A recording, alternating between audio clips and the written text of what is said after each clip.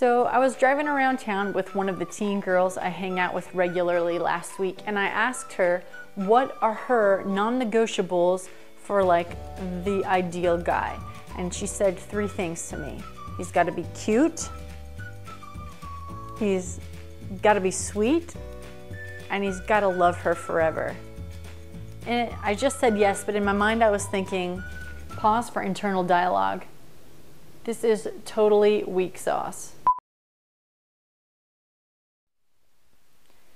Hey, it's Amy Register with Greater Than Rubies, and today we're going to talk about your non-negotiables for your future spouse. And in case you're saying, whoa, hey, I'm not even close to getting married, that's okay, because you're probably dating or close to dating, and I only want you to date guys that you would end up marrying.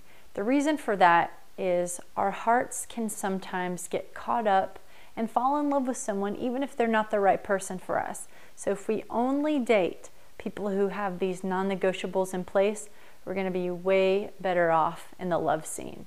So my non-negotiables are that he look like and sing like Adam Levine, that he make pizza like Papa John, and that he act a whole lot like Jesus.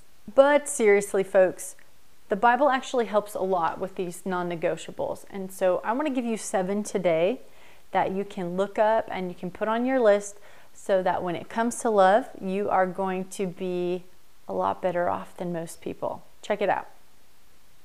Number 1 is that this guy needs to be a true believer. I'm not just talking that he goes to church and he's not just saying he's a Christian. This guy needs to be invested in the kingdom of God. Number 2, you're looking for a man who lives with integrity.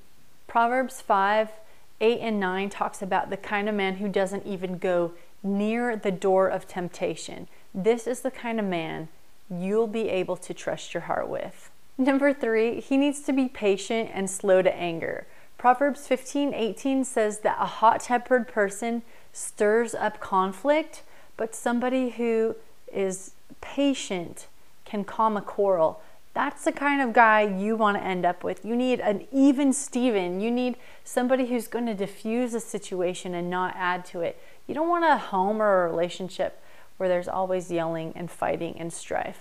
Number 4, and this is super serious, you need a guy who actually believes in forever. Not like best friends forever, like you get a little necklace, but actually believes in the Genesis 2:24 concept of one flesh. You need somebody who is committed to that concept so that when things get rough, he's not ditching you. That's the reason why marriage is so important. That's the reason why we say forever, because we're actually showing the world, teaching the world what God's trying to do for us, is love us forever and be with us forever. So you don't need someone who's going to take that lightly.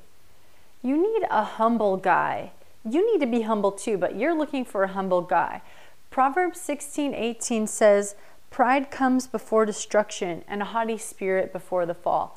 You don't want your relationship to be destructive or have a fall.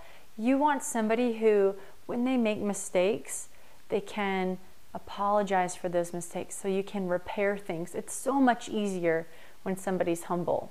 Number 6, and I know I'm going to get a lot of amens from the parents out there. Number 6 is that you need to find a guy who enjoys his work. Proverbs 6:11 says that poverty sneaks up on the sluggard. You don't want that.